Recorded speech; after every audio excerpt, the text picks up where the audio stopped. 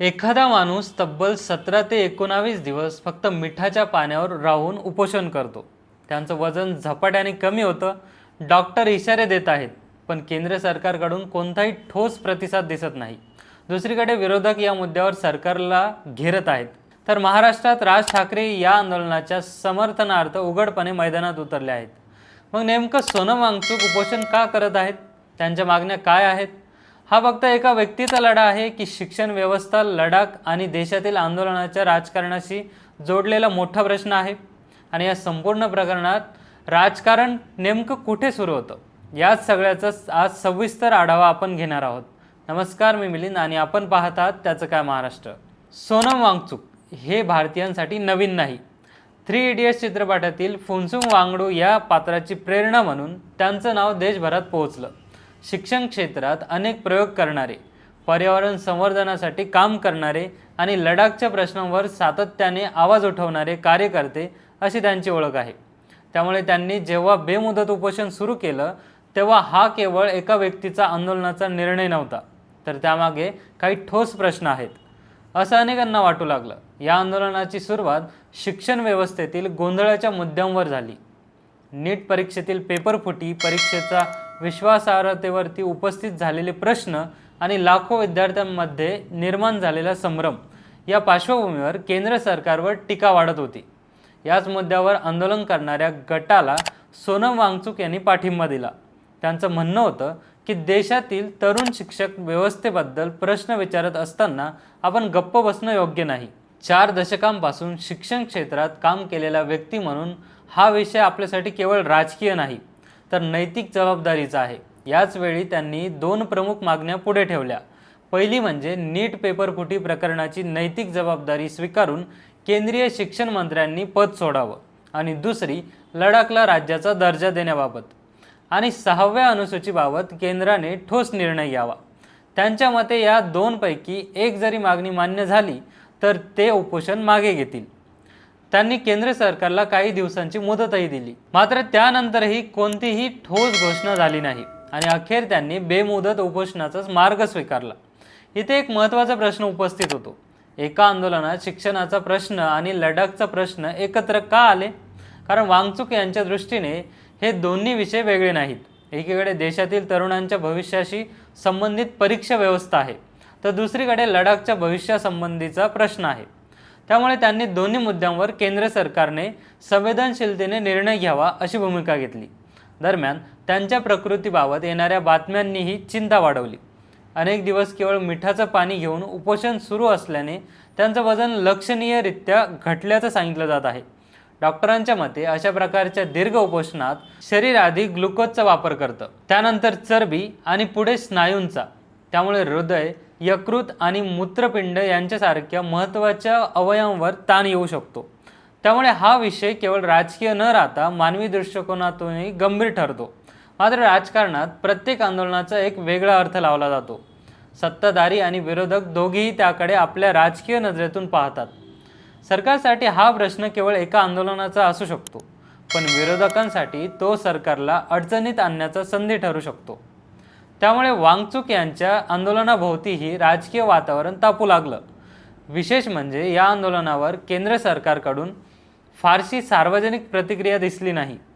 सरकारकडून थेट संवादाची अपेक्षा व्यक्त होत असताना तसा पुढाकार दिसत नसल्याची टीका आंदोलनकर्त्यांकडून करण्यात आली. दुसरीकडे सरकारच्या समर्थकांचं म्हणणं आहे की अशा प्रश्नांवर निर्णय प्रक्रिया वेळ घेते आणि प्रत्येक आंदोलनाचा लगेच प्रतिसाद देणं शक्य नसतं. म्हणजेच दोन्ही बाजूंनी वेगवेगळे युक्तिवाद समोर येत आहेत. आता या संपूर्ण प्रकरणात महाराष्ट्राची एंट्री होते, कारण मनसे अध्यक्ष राज ठाकरे यांनी या आंदोलनाला उघडपणे पाठिंबा दिला. त्यांनी सोशल मीडियावर केलेल्या पोस्टमध्ये सरकारवर थेट टीका केली आणि हा विषय केवळ राजकीय नसून लाखो विद्यार्थ्यांच्या भविष्याचा असल्याचं म्हटलं आहे. त्यांच्या मते परीक्षांमधील पारदर्शकता हा प्रत्येक विद्यार्थ्याचा अधिकार आहे आणि अशा आंदोलनाकडे फक्त राजकीय चष्म्यातून पाहणं चुकीचं आहे. राज ठाकरे यांनी आणखी एक महत्त्वाचा मुद्दा मांडला. त्यांनी म्हटलं की देशातील नागरिक आता सोशल मीडियावर प्रतिक्रिया देण्यात अडकले आहेत. प्रत्यक्ष रस्त्यावर उतरून प्रश्न विचारण्याची सवय कमी होत चालली आहे. त्यामुळे आंदोलनाचं दडपणही कमी होतं आणि सरकारवर दबाव निर्माण होत नाही.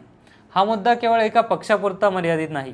लोकशाहीत आंदोलनाची जागा काय आहे हा व्यापक प्रश्न त्यातून पुढे येतो. राज ठाकरे यांच्या प्रतिक्रियेनंतर या आंदोलनाची चर्चा महाराष्ट्रातही मोठ्या प्रमाणात सुरू झाली. कारण मनसेने केवळ पाठिंबा जाहीर केला नाही, तर हा विषय लाखो विद्यार्थ्यांच्या भवितव्याशी जोडलेला असल्याचं सांगत केंद्र सरकारलाच प्रश्न विचारले. त्यांच्या मते नीट पेपरफुटी हा काही एक दिवसात निर्माण झालेला प्रश्न नाही. गेल्या काही वर्षात देशभरात विविध स्पर्धा परीक्षांमध्ये पेपरफुटी, गैरव्यवहार आणि पारदर्शकतेबाबत प्रश्न उपस्थित झाले आहेत. त्यामुळे विद्यार्थ्याच्या व्यवस्थेवरील विश्वास डळमळीत होत आहे. राजकीय पक्षांनी एकमेकांवर आरोप करणं हा वेगळा भाग आहे, पण या प्रश्नांचं उत्तर शेवटी सरकारलाच द्यावं लागणार आहे, असं मत त्यांनी व्यक्त केलं. याच ठिकाणी या आंदोलनाचा राजकीय पैलू अधिक महत्त्वाचा ठरतो. कारण सोनम वांगचुक यांनी ज्या 2 मागण्या केल्या आहेत त्या दोन्ही केंद्र सरकारशी संबंधित आहे. एकीकडे शिक्षण मंत्रालयाची नैतिक जबाबदारी आणि दुसरीकडे लडाखचा घटनात्मक प्रश्न. त्यामुळे हा संघर्ष थेट केंद्र सरकारशी जोडला जातो.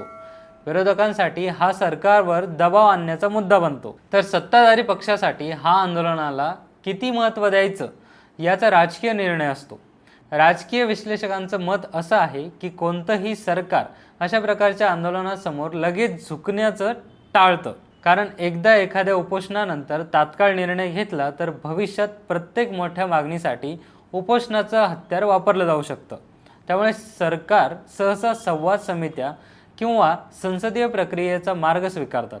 दुसरीकडे आंदोलनकर्त्यांचं म्हणणं असतं की अनेकदा संवादांची दारच बंद होतात, म्हणूनच रस्त्यावर उतरून आंदोलन करण्याची वेळ येते. म्हणजेच दोन्ही बाजूंचे युक्तिवाद वेगळे असले तरी संघर्षाचा केंद्रबिंदू एकच असतो: सरकारने प्रतिसाद द्यावा की नाही. लडाखचा मुद्दाही इथे दुर्लक्षित करता येणार नाही. कलम 370 रद्द झाल्यानंतर लडाख केंद्रशासित प्रदेश बनला. त्यानंतर स्थानिक प्रतिनिधित्व, पर्यावरण संरक्षण, रोजगार आणि घटनात्मक संरक्षण या प्रश्नावर अनेकदा आंदोलन झाली. सोनम वांगचुक हे या विषयावर सातत्याने आवाज उठवत आले आहेत. त्यामुळे आजचं उपोषण केवळ नीटपुरतं मर्यादित नाही, तर लडाखच्या भविष्यासंदर्भातील त्यांच्या दीर्घकालीन भूमिकाचाही एक भाग आहे. त्यामुळे या आंदोलनाकडे फक्त एका परीक्षेच्या प्रश्नाच्या चौकटीत पाहणं योग्य ठरणार नाही. दुसरीकडे नीटचा प्रश्न हा देशभरातील लाखो विद्यार्थ्यांशी जोडलेला आहे. कोणतीही स्पर्धा परीक्षा म्हणजे केवळ एक परीक्षा नसते, तर अनेक वर्षांच्या मेहनतीचं फळ असतं. पेपरफुटीच्या आरोपांमुळे विद्यार्थ्यांमध्ये निर्माण झालेला संभ्रम आणि मानसिक ताण हा राजकीय घोषणांनी दूर होणार नाही. त्यासाठी विश्वासार्ह परीक्षा व्यवस्था उभी करणं ही सरकारची जबाबदारी आहे. त्यामुळे या आंदोलनातून पुन्हा एकदा परीक्षा व्यवस्थेतील पारदर्शकतेचा प्रश्न राष्ट्रीय चर्चेच्या केंद्रस्थानी आला आहे. आता पुढे काय होऊ शकतं? जर सरकारने संवादाचा मार्ग स्वीकारला तर आंदोलनाचा तणाव कमी होऊ शकतो. पण जर दीर्घकाळ कोणताही प्रतिसाद मिळाला नाही आणि वांगचुक यांच्या प्रकृतीत अधिक बिघाड झाला तर हा विषय आणखी मोठा राजकीय आणि सामाजिक मुद्दा बनू शकतो. विशेषतः संसदेचं अधिवेशन, विरोधकांची भूमिका आणि देशभरातील विद्यार्थी संघटनाची प्रतिक्रिया यावर पुढील घडामोडी अवलंबून असतील. तुमच्या मते सोनम वांगचुक यांच्या मागण्यांवर केंद्र सरकारने तातडीने संवाद साधावा का? की अशा आंदोलनांवर सरकारने दबावाखाली निर्णय घेऊ नयेत? तुमचं मत कमेंटमध्ये नक्की सांगा. बाकी राजकारणाच्या आखाड्यात आपली नजर कायम असणारच आहे. तेव्हा कुठेही जाऊ नका, पाहत राहा, सबस्क्राईब करा त्याचं काय महाराष्ट्र.